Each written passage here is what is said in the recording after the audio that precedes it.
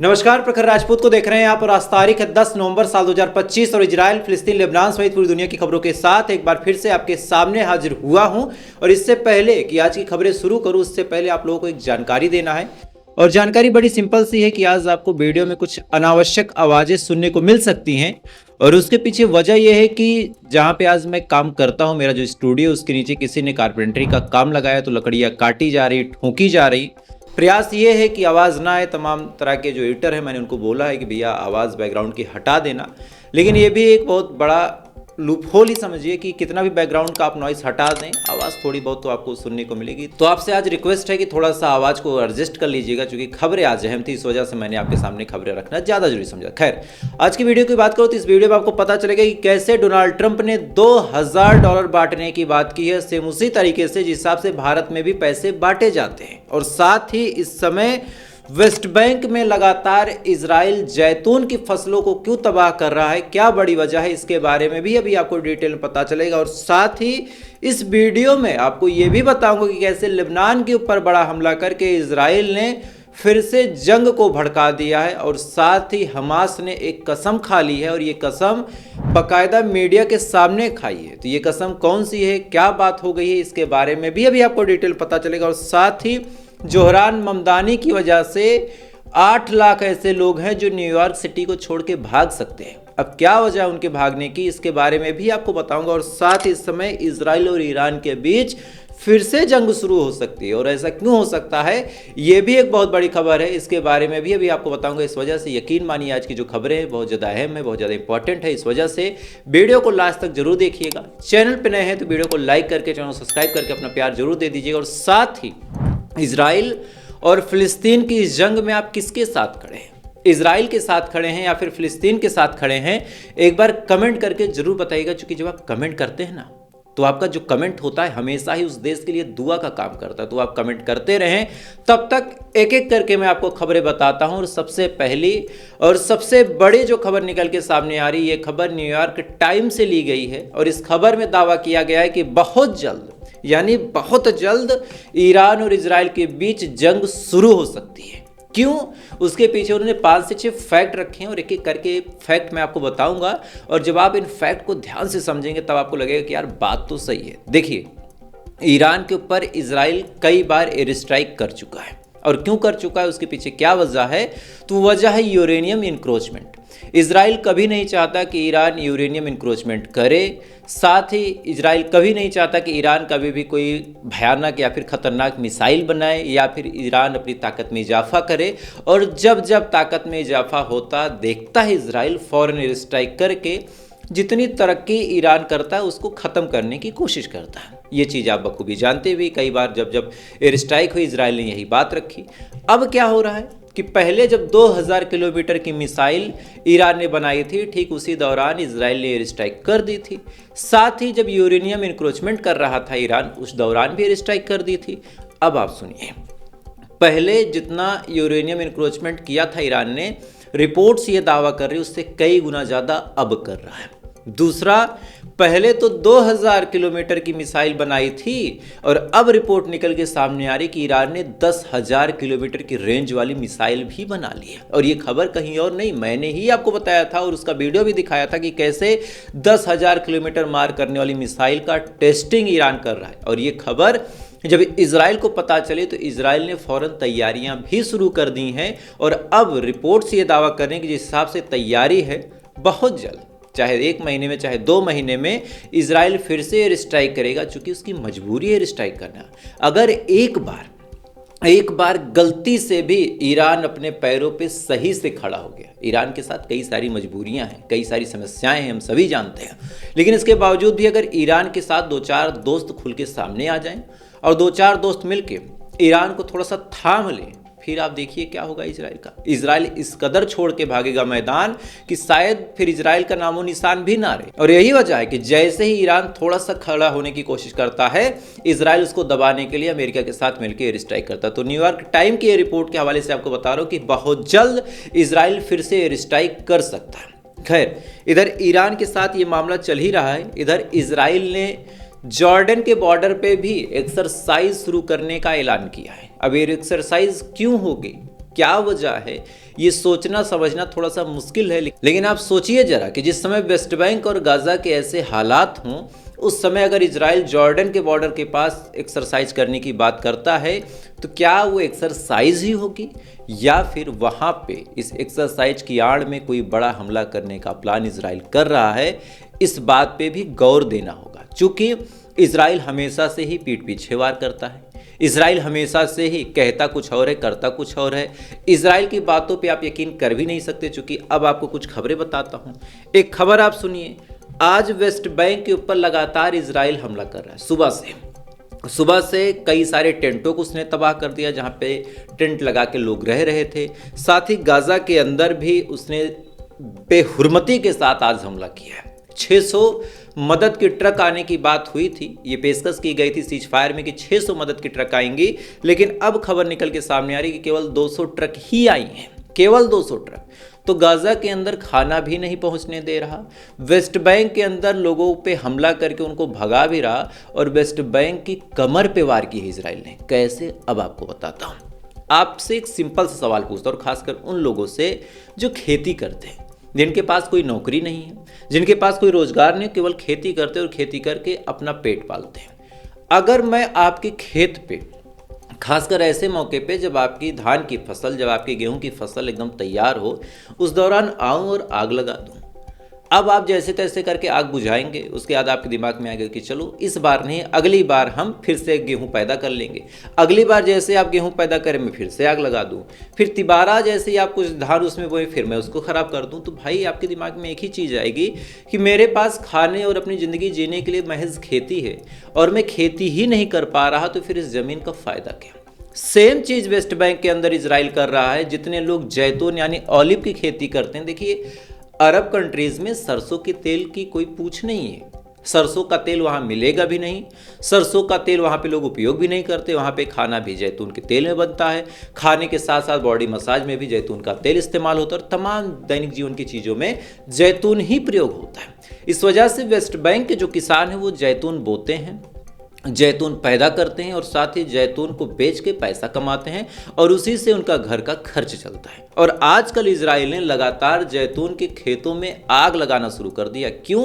क्योंकि West Bank के लोग अगर बेरोजगार हो जाएंगे, वेस्ट बैंक के लोगों के पास अगर जैतून ही नहीं होगा तो फिर वो क्या करेंगे। मजबूरी में वो वेस्ट बैंक छोड़ के भाग जाएंगे, कोई नाम नहीं आएगा इजराइल का, इजराइल पे कोई ब्लेम नहीं करेगा। और इसी वजह से इजराइल ने आजकल जैतून के पेड़ों को आके हवाले करना शुरू कर दिया। साथ ही जहाँ पे ये लोग टेंट लगा के रहने उसको आग लगा रहा है, लगातार जो लोग विरोध कर रहे हैं उनको मार रहा। और रिपोर्ट से दावा कर रही है कि 242 के करीब फिलिस्तीनियों यानी वेस्ट बैंक के जो फिलिस्तीनी थे उनको भी अरेस्ट करके अपने साथ लेके जा चुका है। तो ये तमाम चीज़ें इजराइल इस वजह से कर रहा ताकि वेस्ट बैंक के लोग अपने आप ज़मीन को छोड़ के वहाँ से भाग जाए और इजराइल का कहीं कोई नाम ना है। खैर, ये तमाम चीज़ें वेस्ट बैंक में इजराइल कर ही रहा। इधर लेबनान से रिपोर्ट निकल के सामने आई कि लेबनान के ऊपर एक जगह लगती है अल्बिस एरिया। अल्बिस एरिया में लेबनान के ऊपर फिर से एयर स्ट्राइक की है इजराइल ने और खबर निकल के सामने आ रही कि इस एयर स्ट्राइक में एक लेबनानी की मौत हुई है। अब सुनने में आंकड़ा आपको ऐसा लगेगा कि भाई एक ही आदमी की तो मौत हुई है, इसमें कौन सी खबर थी। अरे भाई, एक इंसान की ज़िंदगी छोटी होती क्या?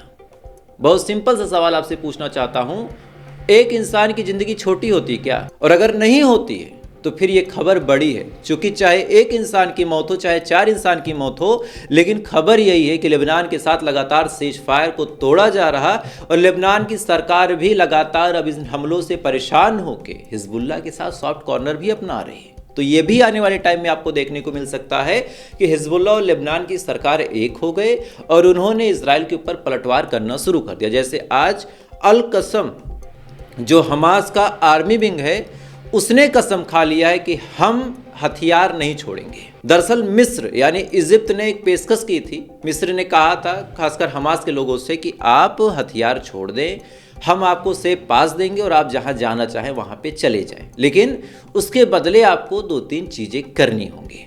पहली चीज़ ये कि हथियार तो छोड़ना ही है।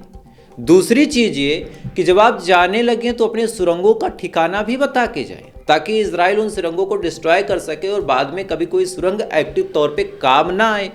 अब ये बात रेजिस्टेंस फाइटर के गले से उतर नहीं रही। क्यों नहीं उतर रही वो आप जानिए।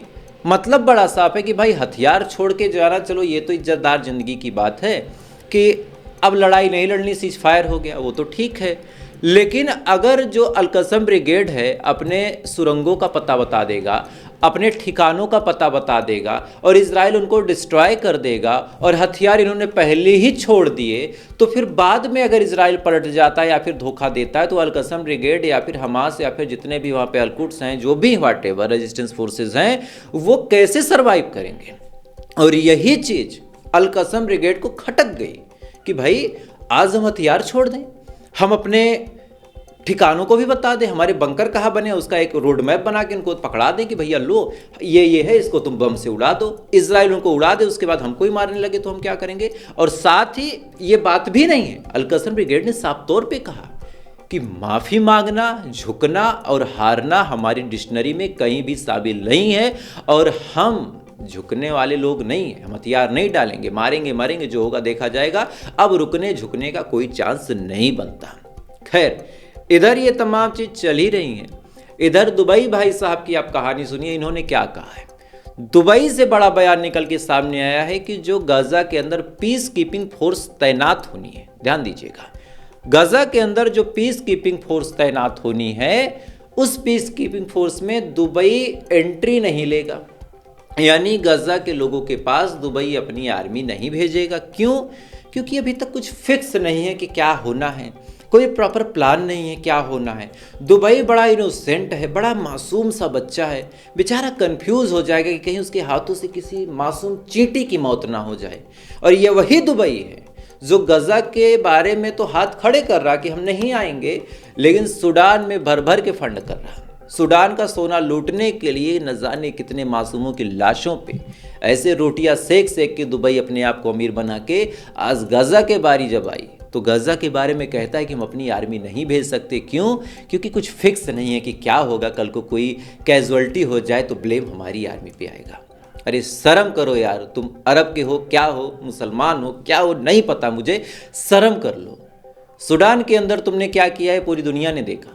आज सूडान के अंदर रोता बिलखता हर एक बच्चा, जैसे गाजा वाले इजराइल को बद्दुआ दे रहे हैं, वैसे सूडान वाले क्या कर रहे हैं तो आपको पता है, बताने की जरूरत नहीं है। कई दिन से वो खबरें आप देख रहे हैं। गलती कुछ हमारी भी है, कुछ आपकी भी है कि हम गाजा को ज़्यादा तवज्जो देते हैं, सूडान को नहीं। क्यों? क्योंकि वहाँ इजराइल है, यहाँ दुबई है। कई सारे लोग यहाँ भी धर्म ढूंढ लेते हैं कि यार दुबई तो मुसलमान है, इस्लामिक कंट्री है, तो उसके खिलाफ हम कैसे बोलें। अरे तुमको इतना भी नहीं पता कि कैसे बोलें। करबला में क्या कोई हिंदू लड़ने आया था, कोई यहूदी आया था? वहाँ भी तो मुसलमान ही थे। सच और गलत का क्या मतलब है? किसी भी धर्म का हो बोलना चाहिए। आज दुबई गलत है तो बोलो, कल दुबई अच्छा होगा तारीफ कर देना। आज इजराइल गलत है, हम उसकी मुखालफत करते हैं, कल इजराइल कोई अच्छा काम करेगा हम खुद तारीफ करेंगे, भाई इजराइल ने अच्छा किया। लेकिन जाति धर्म खोज के नहीं होगा ये चीज़। खैर, इधर दुबई ने ये तमाम बातें बोली ही थी। इधर अब आपको कुछ खबर अमेरिका की भी बता देता हूँ। अमेरिका में जब से जोहरान ममदानी चुनाव जीते हैं, कई सारे अमीरजादों को ये चीज़ें बर्दाश्त नहीं हो रही है। लगभग 8 लाख के करीब जो अमीर लोग हैं वो देश छोड़ के भाग रहे हैं, न्यूयॉर्क छोड़ के भाग रहे हैं। एक टाइम था कि जब से न्यूयॉर्क था, उस टाइम न्यूयॉर्क में रहने के लिए लोग परेशान थे। हमारे देश के बहुत बड़े बड़े लोग जाते थे कि यार कभी मौका मिले तो न्यूयॉर्क सिटी में रहेंगे, मुहावरे देते थे, कहानियाँ बताते थे। आज न्यूयॉर्क छोड़ के लोग भाग रहे हैं। क्यों? क्योंकि जोहरान ममदानी साफ तौर पे कहा कि न्यूयॉर्क की संपत्ति पे सबसे पहला हक गरीबों का है। न्यूयॉर्क में सबसे पहले अगर किसी को प्राथमिकता दी जाएगी तो गरीबों को दी जाएगी, अमीरों को नहीं। अब इससे पहले क्या होता था कि अमीर और अमीर होता था, जैसे हमारे देश में है, गरीब और गरीब होता था। अब जब से जोहरान ममदानी आए तब से उन्होंने कहा कि ऐसा कुछ नहीं चलेगा, अमीर अमीर नहीं होगा, गरीब गरीब नहीं होगा, अपनी मेहनत से जो आगे बढ़ सकता है बढ़े। और यही सेम चीज़ जोहरान ममदानी ने अपनी कैंपेनिंग में बोली कि भाई हम अमीरों से जो गलत तरीके से पैसे कमाएं उनसे पैसा लेके गरीबों में बांटेंगे। और इसी वजह से 8 लाख के करीब लोग भाग रहे, 8 लाख के करीब लोग भाग रहे। इसका मतलब 8 लाख लोग ऐसे थे जो गलत तरीके से अमीर थे। खैर, इसी खबर को अब आप दूसरे तरीके से सुनिए। ट्रंप ने बड़ा ऐलान किया। ट्रंप ने कहा कि हमने जितने पैसे कमाए हैं टैरिफ से, लोग बताते थे टैरिफ गलत है, वो लोग मूर्ख थे, हमने टैरिफ से इतने पैसे कमाए हैं कि आज अमेरिका के हर एक गरीब को $2000 हम देंगे। $2000। अब $2000 का मतलब भारतीय रुपए में कन्वर्ट करो तो 1,80,000 के आसपास ऐसे समथिंग आपको 1,70,000 80,000 जैसे रुपए चढ़ते गिरते रहे। हालांकि रुपया गिरता ही है, चढ़का रहा, तो लगभग उतना 1 लाख 2 लाख के बीच की एक रेंज आप पकड़ लीजिए। उतने का अमाउंट हर एक अमेरिकी नागरिक को मिलेगा और हम ये पैसे बाहर से खींच के ला रहे हैं। सेम चीज़ ट्रंप ने भी बोली, इस पर मीडिया ने ताली बजाई। सेम चीज़ जोहरान ममदानी ने बोली, तो इस पर क्या हुआ? लोगों ने कहा कि 8 लाख लोग देश छोड़ के भाग रहे। हालांकि ट्रंप ने भी कहा है कि हम गरीबों को ही देंगे, अमीरों को नहीं। लेकिन पीआर एक ऐसी चीज़ है कि अच्छे को बुरा और बुरे को अच्छा तो छोड़िए, यहाँ पे भगवान को भी शैतान का जामा पहना के लोग प्रेजेंट कर दें, बस ठीक ठाक अमाउंट मिल जाए तो। खैर, तो फिलहाल ये थी पूरी खबर। हालांकि विटकॉफ का भी एक बड़ा बयान गाजा को लेके आया है, वो भी आपको बता देता हूँ। विटकॉफ ने कहा कि हमास और रेजिस्टेंस फोर्सेस को सरेंडर कराना लगभग नाक से चने चबाने जैसा है। बहुत मुश्किल काम है, बहुत मुश्किल से ही हो पाएगा। कोशिश करेंगे, हो सकता तो हो जाए, वरना गारंटी नहीं है। खैर, ये सुन के अच्छा लगा कि ये भी मन ही मन हार तो मान रहे हैं। खैर, तो फिलहाल ये थी पूरी खबर, और इन खबरों के बारे में आपकी क्या राय है कमेंट जरूर कीजिएगा। वीडियो अच्छा लगा लाइक सब्सक्राइब करके अपना प्यार दे सकते हैं। बाकी थोड़ी देर बाद आपसे फिर मुलाकात होगी इजराइल, फिलिस्तीन, लेबनान समेत पूरी दुनिया की खबरों के साथ। तब तक आप अच्छे रहिए, खुश रहिए, अपना ख्याल रखिए, अपने देश का ख्याल रखिए। जय हिंद, ऊपर वाला आपकी हिफाजत।